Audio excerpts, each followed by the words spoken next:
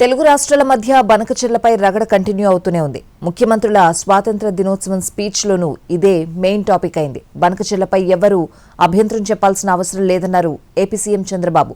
ఏ రాష్ట్ర నీటి ప్రయోజనాలకు నష్టం కలగదని చంద్రబాబు అంటే తెలంగాణ అవసరాలు తీరాకే ఇతర రాష్ట్రాలకు నీరిస్తామన్నారు రేవంత్ రెడ్డి. కృష్ణా గోదావరిలో తమ వాటా నీటిని సాధించుకుంటామన్నారు.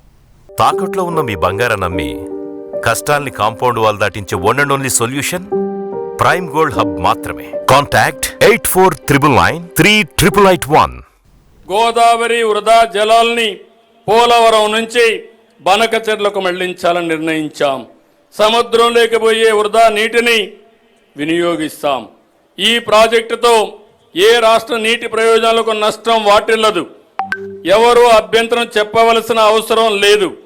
వరదలు వచ్చినప్పుడు ఎగువ రాష్ట్రాలు నీటిని విడుదల చేస్తే దిగువ రాష్ట్రంగా ఆ నష్టాలను కష్టాలను భరిస్తున్నాం. దిగువ రాష్ట్రంగా అదే వరద నీటిని వాడుకుంటామంటే అభ్యంతరాలు ఎందుకని అడుగుతున్నా. వరదను భరించాలి కానీ వరద నీటితో ప్రయోజనం పొందకూడదంటే ఇది ఏ విధంగా మంచిదో ఆలోచించమని విజ్ఞప్తి చేస్తున్నా. కృష్ణానది గోదావరి జలాల్లో మన వాటాల సాధనలో రాజీ పడే సమస్యనే లేదు. ఆనాటి నుంచి ఈనాటి వరకు తెలంగాణ ప్రజల పోరాటమే సాగునీరు తాగునీరు సాధించడం.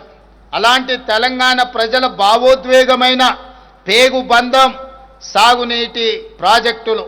కృష్ణా గోదావరి నదులలో ప్రతి చుక్క తెలంగాణకు రావాల్సిన వాటాను సాధించి ఎవరి ఒత్తిడికి లొంగేది లేదు, ఎవరి ఆరోపణలకు బెదిరేది లేదు.